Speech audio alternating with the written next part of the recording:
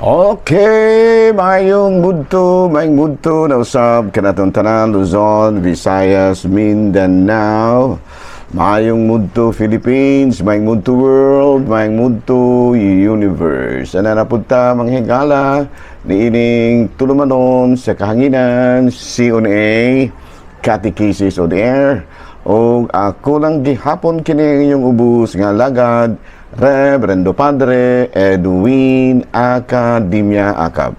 Abino adlaw na usab karon nga Martes na gyud hingala no. Pizza 18 na kini sa bulan sa Nobyembre tuig 2025 no. Padayon na ta hingala sa atong pagpangandam alang sa umalabot nga Pasko. Apan ang atong ipangandaman karon sa tuig Dumaguete ang piyesta lang usa, no? Kaya piyesta man rong pizza 25 ug sa Amlan pizza 30, no? Kaya piyesta man pud nila, no?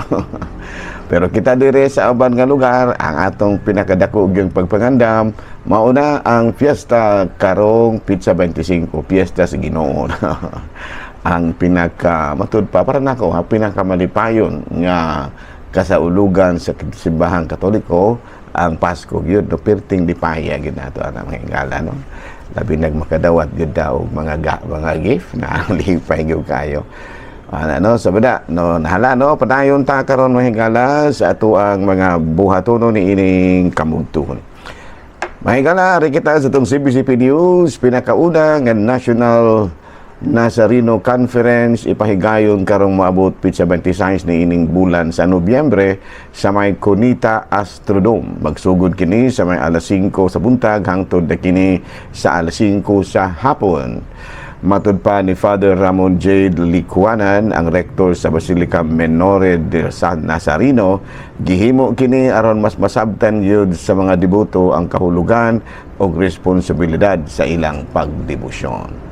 Balita mga higala gikan sa Vatican, Pope Leo nakig-uban og paniudto uban sa mga kabus atol sa kasaulugan sa 9th World Day of the Poor, November 16. Gipahinumduman sa panagtigom, gihinumduman sa panagtigom ang mga Kristiyanos nga gilutos sa tibuok kalibutan.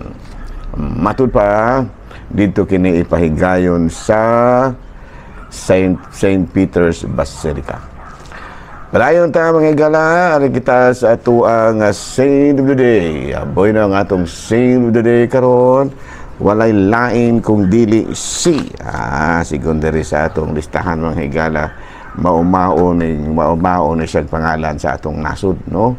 Si Yamao si Saint Rose Philippine Duchesne. Oh, Saint Rose Philippine Duchesne, no?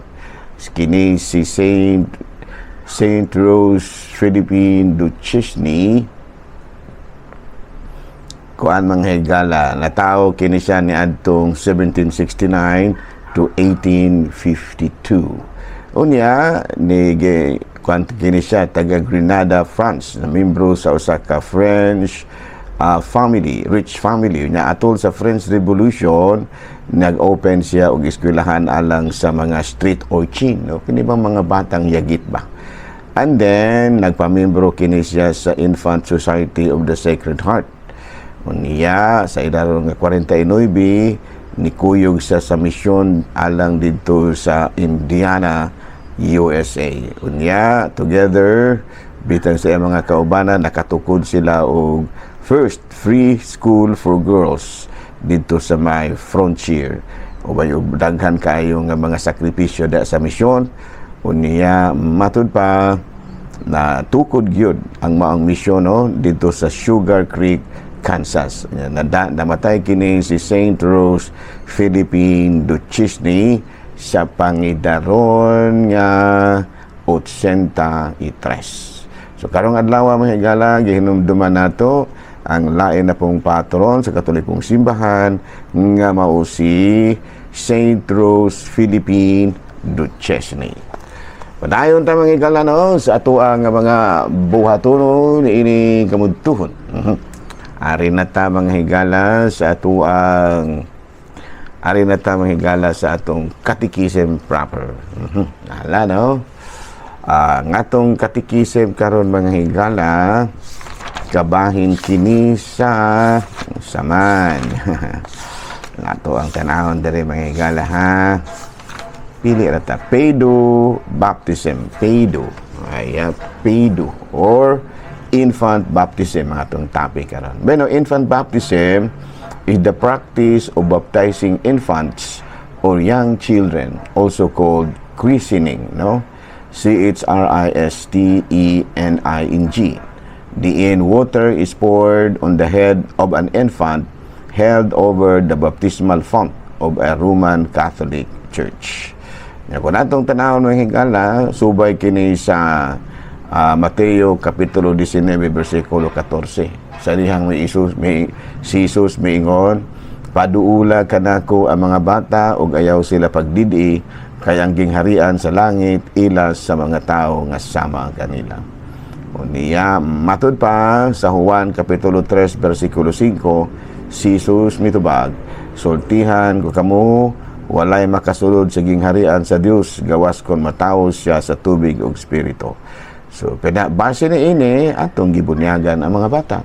Kay simbako uroy ug mamatay sayo ang bata. O saon man na dili makasulod sa gingharian sa langit kay wala man siya mabunyagi.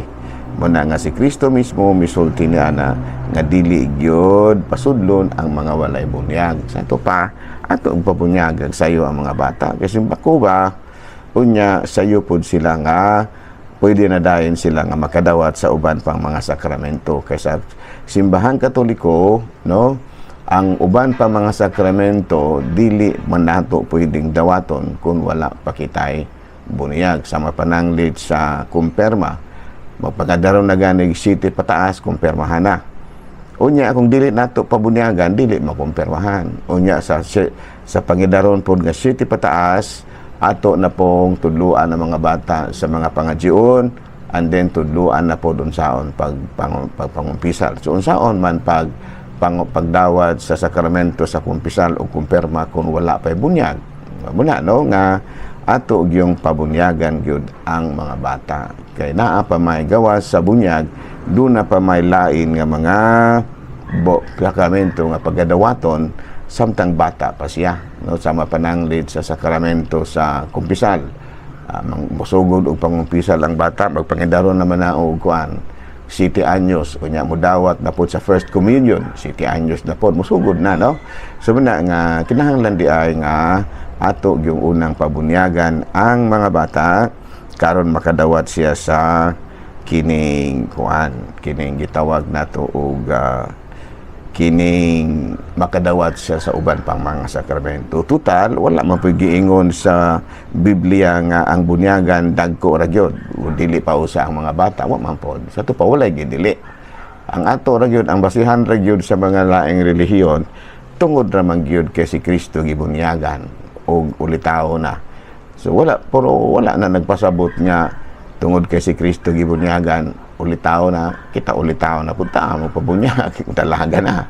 Dili man na, wa man po'y giingon sa Biblia nga dili gyud pwedeng bunyagan ang mga gagmay pa, dagko ra gyud. No nya, ikaduha, ang nadawat pud nato na nga maon nga tradisyon gikan sa mga apostoles. Ato kanang mabasa sa commentaries on Roman 5 verse 19, no, sa komentaryo ba sa 248. Unya matud palagi aduna pud kita ikatungod ang mga nahauna pud kanato ang mga apostoles, aduna pud ikatungod paghimo og balaod, no, bisag wala sa Biblia ngano man tungod kay sa Mateo Kapitulo 18 versikulo 18 nagkanayon man kini, og busa sultihan ko kamong tanan, ang inyong idili dinhi sa yuta idili usab didto sa langit, ug ang inyong itugot dinhi sa yuta itugot man usab dito sa langit. Sa ato pa gitahod sa langit kung unsay gidili ug itugot dinhi sa kalibusayuta sa mga tawo nga iyahang gitagaan og katungod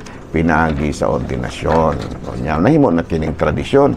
No nya kung atong basahon pod sa ikaduhang sulat ni San Pablo ngadto sa taga Tesalonica, versikulo 2:15, therefore brothers, stand firm, hold fast to the traditions you received from us, either by word of mouth or by letter. Kung sabihin siya, pa na mahigala, busa ba nga igsuon, barugin nga malig-on ag pabilin diha sa mga gikabilin nga pagtulunan ug pamatasan nga among gitudlo kaninyo pinaagi sa wali o sa sulat, no?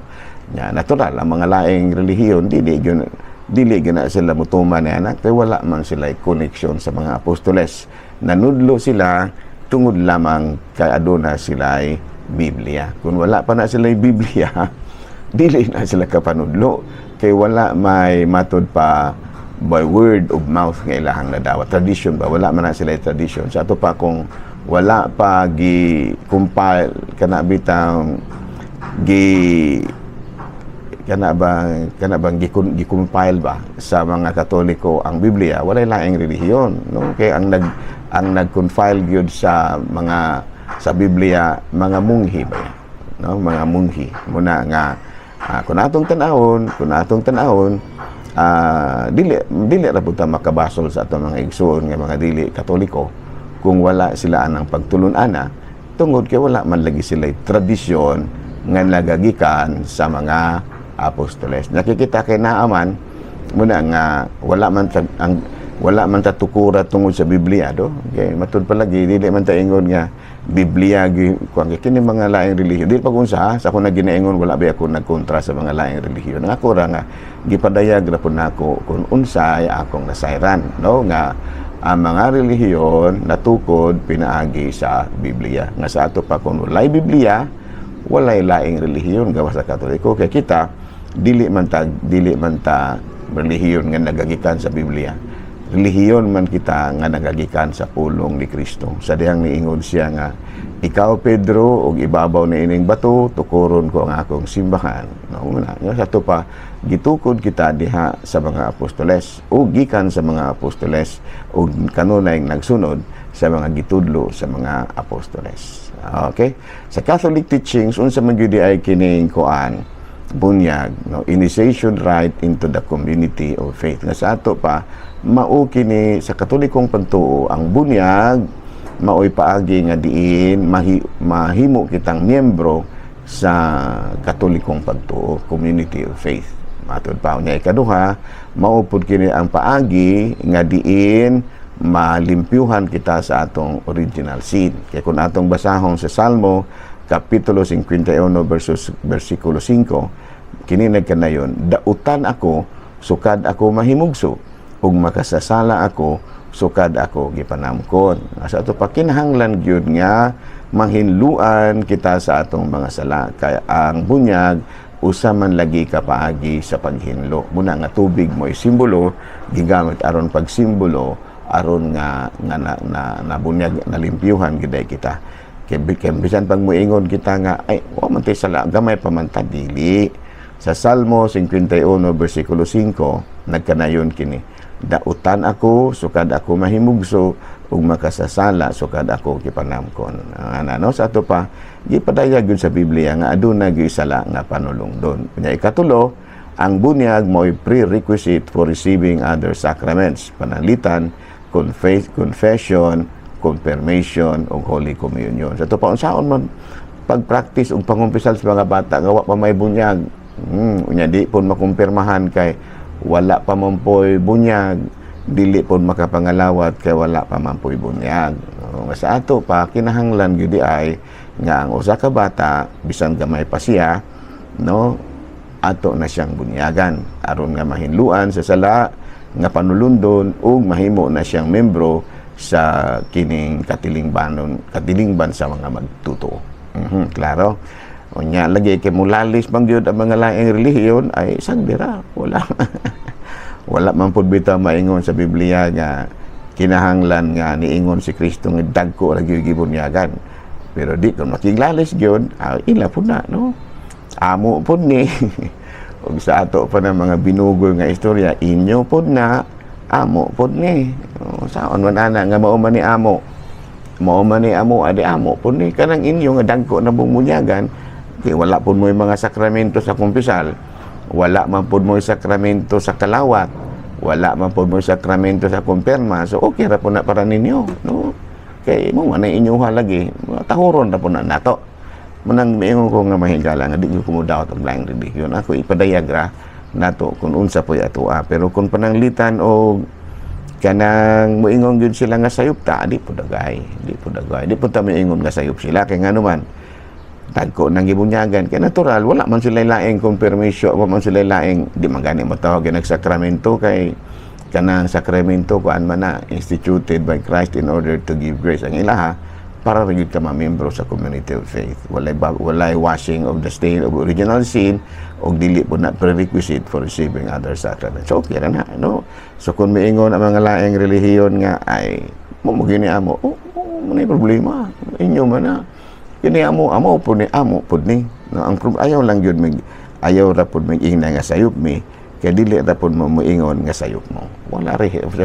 In other words, wala ray hilab tanay mo no abi no hingala ako din balik-balikan tong mga nagpangitabo sa among pag-adto dito sa Siquijor no kini bitaw Ginoo ba mahigala no ang amo manggong original nga speaker si Father Tuti no Father Tuti kuan man gud siya kura paruko sa usa ka parokya dito sa kining Sorsogon masiguro to ilaha sa dito sa Bicol nya ang nahitabo dili makalabang hindi po siya makabiya sa iyang parokya kay naguba man lagi makaingon po ni mga tao sa panahon nga nagkinahanglan sa atong kura paroko wala man hinuon siya sumuna nga nananghid siya nga di gid siya kari kay wa po siya masakyan kay wala pa barko muna nga si Bishop Cortez nagkuha na lamang nag-assign na lamang og mga local speakers no si Father Lad Brian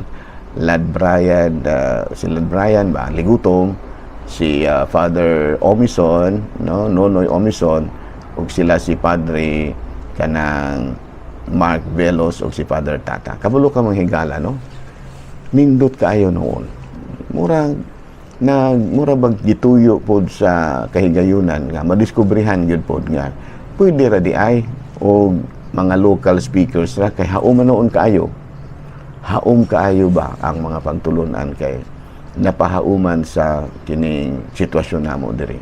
Muna no? Ito pa ang Ginoo ka maora po. No? Makaingon bitaw ta nga murag adunay kalisdanan pero blessing ta pud ay gihapon ug sa kuan pa na blessing in disguise, no? So lipay kay may nang limpay kay may nya si obispo nakuan po si obispo nang sa ato pa na sa iyang pag-apil namo kini apil man gyud siya namo manghigala ni apil man gyud pod si bishop unya ni nag-sharing po siya apil kan apil gyud as ini apil wala gyud ingon nga ni anha ra din ni observe lang so makita gyud nato manghigala nga nablisingan ra pod mi no unya naap diri pod sa Siquijor manghigala nindot pud kaayo ang kuan diri sa Peregrinita Beach Resort kapag pagkapatsada man po kayo yun ang venue may gala nindot kayo niya lokal so muna no nga ang Ginoo mas nasayod gid ay kung unsa maayo alang kadato no makalitan ta usahay makaingon ta nga nganong gibiyaan mo ako maingon po siguro ang Ginoo nga mas maayo man gud nga biyahan ka para makakat-on ka nga matod palagi unsa di ay ang walay Ginoo muna nga mura pa nindot rasab nung di rasab kay may gala no nga ingon ni ana ang nahitabo nga naghulat mi sa among nya nagtuo magani may nga dili na madayon kay wala gud may kuan pero nindot ang kapa ang resultado muna nga taygon ang Ginoo salamat kayo sa nahitabo mayong mudto Pilipinas.